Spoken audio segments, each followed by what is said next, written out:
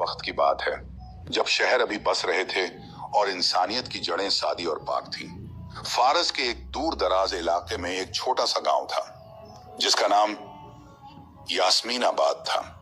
ये गांव अपनी खूबसूरत वादियों, बहते पानी के चश्मों और सबसे बढ़कर अपने मेहरबान और ईमान वाले लोगों की वजह से मशहूर था। इस गांव की मिट्टी में एक अजीब सी रूहानियत थी, जैसे यहाँ के हर जर्रे पर अल्लाह की रहमत बरसती हो। इसी यास्मीनाबाद में एक ताजिर रहता था जिसका नाम अब्दुर रहमान था। अब्दुर रहमान अपने वक्त का एक मामूली सा कपड़ों का ताजिर था। उसका कारोबार न बहुत बड़ा था और न ही वो शहर के अमीर तरीन लोगों में शुमार होता था।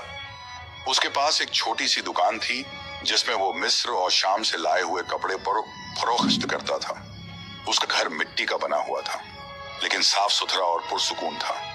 उसकी जिंदगी सादगी का एक बेहतरीन नमूना थी। लेकिन एक चीज थी जो अब्दुर रहमान को गांव के बाकी लोगों से मुमताज करती थी, वो थी उसकी सखावत और अल्लाह की राह में खर्च करने की आदत। वो इस बात पर पुख्ता यकीन रखता था कि रिज़्क़ अल्लाह देता है और उसके दिए हुए माल में से गरीबों और मोहताजों का हक निकालना हर मुसलमान का फर्ज है।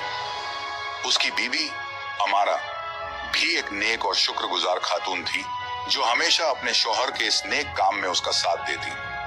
अब्दुर रहमान का एक मामूल था, हर जुमा की नमाज से पहले वो अपनी दुकान की दिन भर की कमाई का एक खास हिस्सा अलग निकाल लेता।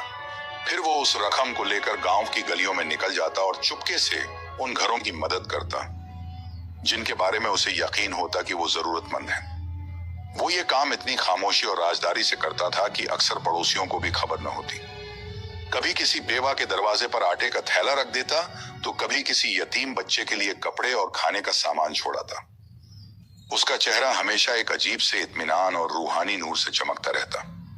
लोग उसे अब्दुर रहमान भाई कहकर बुलाते और उसकी इज्जत करते, लेकिन उसकी सखावत के इस पहलू से बहुत कम लोग वाकिफ थे। एक साल यास्मीनाबाद और उसके आसपास के इलाकों पर शदीद कहत, सूखा, आसमान ने जैसे पानी बरसाना ही छोड़ दिया था। जमीनें बंजर हो गईं, फसलें सूख गईं और कुएं खुश्क होने लगे। गांव के लोग परेशान हो गए। जो कल तक खुशहाल थे, आज उनके घरों में भी फक्र की नौबत आ गई। हालात दिन ब दिन बदतर होते जा रहे थे। अब्दुर रहमान का कारोबार भी इस कहत से बुरी तरह मुतासिर हुआ। लोग खाने पीने की चीजें खरीदने को तरस रहे थे। ऐसे में कपड़े कौन खरीदता? उसकी दुकान पर आने वालों की तादाद कम हो गई और आमदनी भी पहले जैसी न रही। उसके अपने घर के हालात भी तंग होने लगे। एक दिन उसकी बीवी अमारा ने फिक्रमंदी से कहा, अब्दुर रहमान, हालात बहुत खराब हो रहे हैं। हमारे पास जो बचत है वो भी तेजी से खत्म हो रही है। शायद अब कुछ अरसे के लिए हमें सदका देना बंद कर देना चाहिए ताकि हम अपने बच्चों के लिए कुछ बचा सकें। अब्दुर रहमान ने अपनी बीवी की तरफ देखा। उसकी आंखों में परेशानी साफ झलक रही थी।